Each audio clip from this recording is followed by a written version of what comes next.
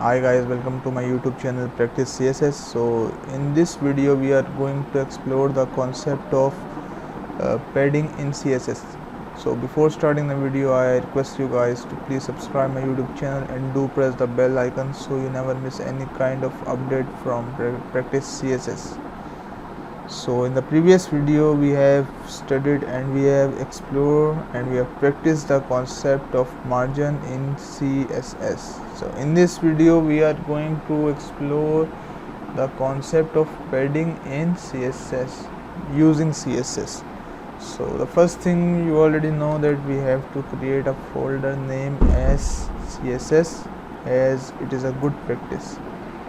The next thing, we have to open our editor, Visual Studio Code file, and we have to open the destination where we have created the folder. We have created on the desktop and we have to select it. Now we have to create a new file name as index.html.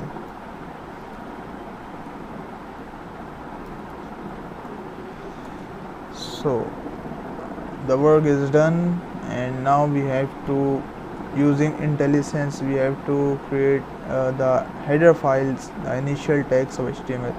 We have to press shift and 1. So, files has been created. In the title section I will write concept of padding, okay, and I will explore the reveal in file explorer. I will open the index file, concept of padding. Now in the body section we have to start our work, and for that purpose we have to create a divider div. I will create a div as I created in the previous video, and in this div I will give a heading which is named as first div, and to the divider we will assign this inline CSS, and we will assign the border property to it, and border 2px, and today we will dot it black. Okay, so this is a divider and we have given it the properties. By the way, we can explore one more property in this video, and that is how we can set the width and height, and this concept might be used in several cases during our projects. So by giving the semicolon, it means that I am assigning an extra property on the same thing, on the same divider. So width is equal to 250px. We are making and we are shaping it as square, and height is 250px. And now we will refresh it. So you can see that because of the dimensions 250 by 250, and it looked like a square. So now I will use the concept of padding in it. And by the way, we can also practice and we can revise the previous concept of margin, so we can align this thing into the center. And for center you can also use our HTML attribute, that was align is equal to center.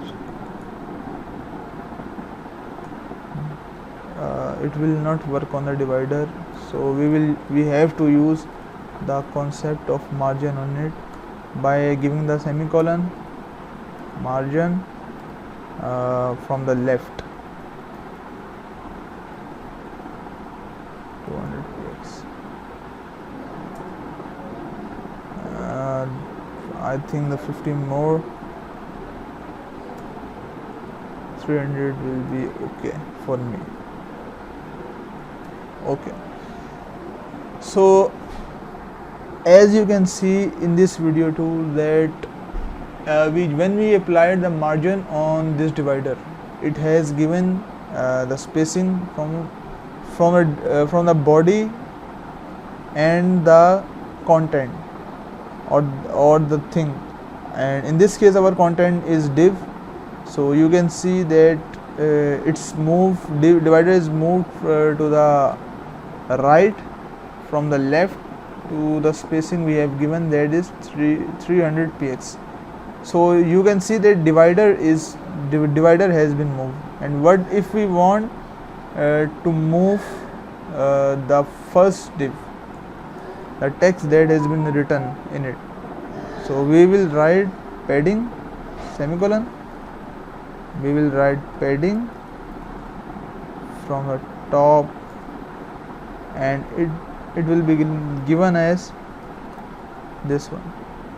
So you can see that padding will be implemented inside. The main difference between margin and padding is that padding is implemented inside and margin is implemented outside. So I am sharing a quick trick for you guys. If you don't want to write padding top, if you are implementing all the four dimensions in one line on one thing, that is divider or an image, so if you know that you have to give the margin from the left or padding from the left, right, top, bottom, total 4 in same line, so you can write it as padding. I am using padding, so it will work in clockwise position. So the clock is currently on 12, that is on the top. So I want to give the padding top to 100 px, and now the clockwise position, according to clockwise position, it will move to the 3. So it will be, according to the dimension, it will be the right. So I will give to the right, padding right to 100, and now the clock will tick the 6, and it will be bottom, padding from bottom is 100, and finally it will tick the 9. Then it is referred as clockwise position. There are two positions, anti-clock and clockwise, top, right, bottom and left. And as you can see that the things has been implemented on the divider. So that's all from today's video. This is the concept of padding. So if you like my video, then you can subscribe my YouTube channel, and if you have any kind of question regarding the video, you can comment down, so I will reply it personally. So please subscribe my YouTube channel and do press the bell icon so you never miss any kind of update from our channel.